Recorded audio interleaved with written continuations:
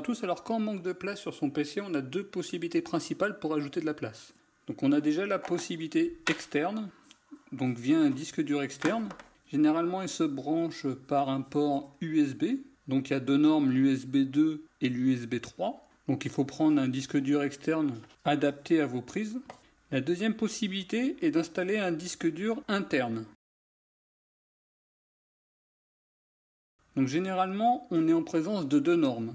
Donc la première norme, c'est la norme IDE. Donc on la retrouve avec des branchements de ce type-là. Donc là, c'est une grande nappe et là, c'est la prise courant. Donc cette norme-là est généralement présente sur des PC relativement anciens.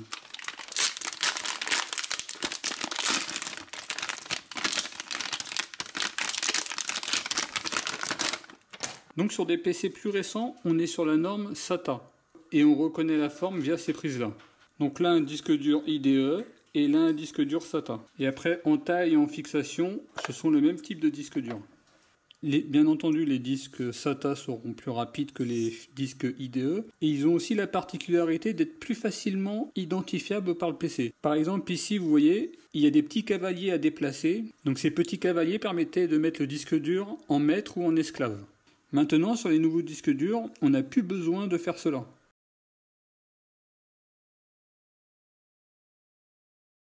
Alors déjà une chose importante, donc c'est en termes de garantie. Ce qu'il faut savoir, c'est que si vous ouvrez certains PC, par exemple si vous achetez des PC de marque, genre HP, etc., le fait d'ouvrir votre PC va vous faire perdre la garantie. Donc faites bien attention, si vous êtes en période de garantie, simplement le fait d'ouvrir votre PC va vous faire perdre votre garantie.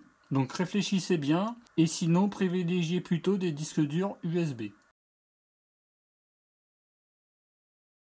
Donc on débranche son PC du courant. Donc on ouvre le panneau de son PC. Donc généralement, il y a toujours des vis sur les côtés à démonter.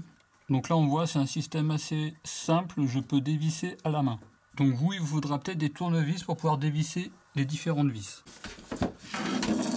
Donc avant d'acheter un disque dur, moi je vous conseille de faire plusieurs vérifications. Première vérification, c'est de voir si vous avez un espace dans lequel vous allez pouvoir mettre votre disque dur. Donc là, moi, on voit que j'ai de nombreux espaces où je vais pouvoir mettre mon disque dur.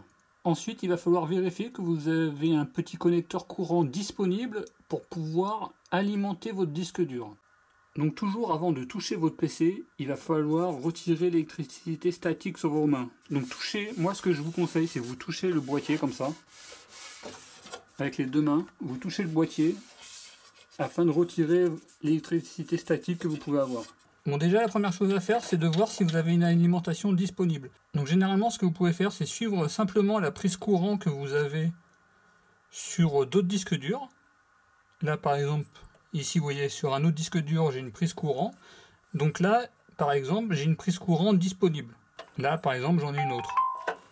Donc si vous voyez par exemple, si vous n'avez pas d'alimentation disponible après un de vos disques durs, il va falloir en trouver une donc de votre alimentation qui peut se balader quelque part. Je vais pouvoir mettre mon disque dur par exemple ici. Je vais pouvoir le brancher avec cette prise courant. Et enfin, il va falloir que je branche mon disque dur à ma carte mère. Donc la carte mère, c'est le gros truc plat sur lequel tout est branché, quoi. Donc il va falloir que je branche un fil SATA de ce type-là. Donc là, par exemple, on voit qu'il y a un fil SATA ici qui va se connecter à ma carte mère. Donc il va falloir que j'en branche un pour le brancher sur mon disque dur. Donc là on va dire que c'est le moment peut-être le plus embêtant, surtout quand on s'y connaît pas beaucoup, c'est de trouver un connecteur SATA disponible sur sa carte mère. Donc ici par exemple on voit que j'ai un connecteur de branché, mais a priori tout juste à côté, j'ai un connecteur SATA disponible.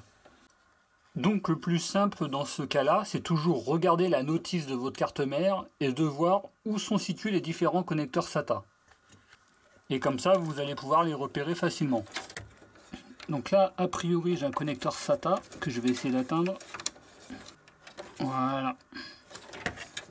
Donc j'ai branché mon câble SATA sur le connecteur SATA de la carte mère. Donc maintenant, j'ai les trois conditions requises pour pouvoir installer un disque dur. Donc un espace de disque dur, un connecteur SATA disponible qui vient de la carte mère et une prise courant qui vient de l'alimentation. Donc là, je prends la prise courant qui vient déjà sur un autre disque dur. Donc là, moi, sur ma carte mère, c'est un système simplifié, c'est un système de rails. Donc là, j'ai un rail dans lequel je vais pouvoir fixer mon disque dur, et comme ça, mon disque dur, je vais avoir plus qu'à le mettre. Donc vous, par contre, vous avez peut-être un système dans lequel il n'y a pas de rail, donc il va falloir visser directement. Donc là, les systèmes de rails, ça permet vraiment d'installer plus facilement un disque dur. Donc généralement, quand on achète soi-même son boîtier, on a toujours des kits de vis qui sont offertes avec le boîtier du PC. Donc vous, il va falloir regarder si vous avez des vis. Donc généralement, regardez avec la boîte de votre PC si vous ont fourni ou pas des vis. Des fois, il peut y avoir des petites boîtes de rangement dans les boîtiers. Sinon, il va vous falloir des vis pour disque dur. Et par exemple, quand j'avais acheté le boîtier, il m'avait fourni carrément un petit kit de vis. Donc vous vissez. Parce qu'en fait, là, c'est un système avec amortisseur de vibration. Ça permet de limiter les vibrations du disque dur. Donc j'ai mis mes 4 vis. Vous, si vous n'avez pas ce genre de système, il va falloir visser directement sur les côtés. Donc tout dépend vraiment du PC.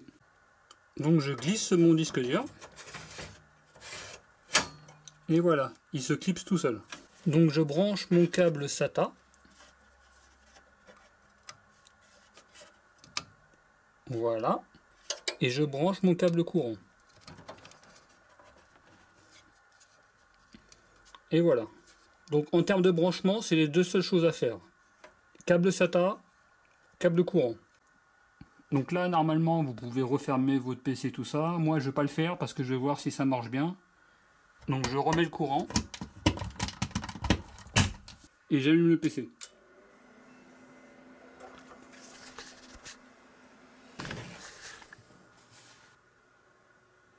Bon là, au niveau du démarrage, déjà j'ai quelque chose de pas habituel, c'est qu'il me demande de redémarrer maintenant. Donc je redémarre mon PC.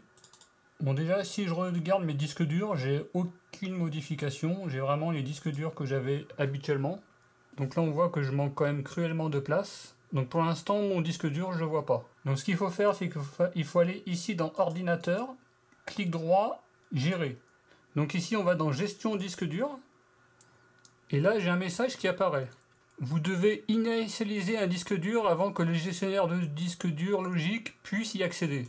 Bon là, j'ai deux options, secteur de démarrage principal ou partition GPT. D'ailleurs, si on regarde un peu plus bas, on le voit ici, mon disque dur. Donc là, il est reconnu, mais il n'est pas encore activé par Windows. Donc là, ils me disent que le style de partition GPT n'est pas reconnu par toutes les précédentes versions de Windows. Il est recommandé pour les disques durs dépassant 2 TO. Donc là, comme j'ai pris un disque dur dépassant les 2 TO, 3 TO, donc je vais choisir cela.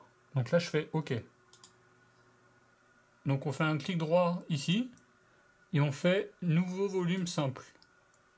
Donc là, on laisse les éléments par défaut. Donc là, on peut choisir la lettre que l'on souhaite. Donc je vais laisser Windows choisir. Donc ici, on laisse toujours NTFS. Bon, j'ai pas le choix, mais bon, on laisse NTFS. Donc là, vous pouvez mettre le nom que vous voulez. Là, on fait suivant. Et terminé. Bon, là, il ne s'est rien passé. Je reviens dessus. Bon, là, il ne s'est rien passé. Donc là, je vais faire un clic droit. Là, je vais faire convertir en disque dynamique. Parce que là, je vois que tous les autres, ils sont en dynamique. Donc là, je fais OK.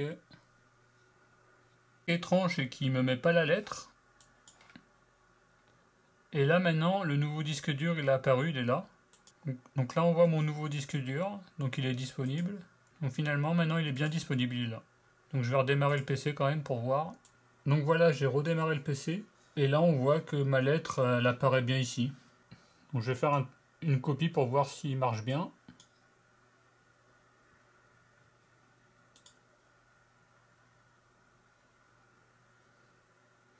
Bon, la vitesse semble correcte.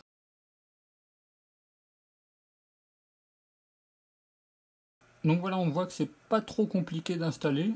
Bon, j'ai eu des petits bugs parce que j'ai dû redémarrer mon PC, on va dire 2-3 fois pour que la lettre s'affiche bien, ainsi de suite. Mais sinon, on voit que l'installation s'est bien passée. Après, c'est juste un paramétrage au niveau de votre PC.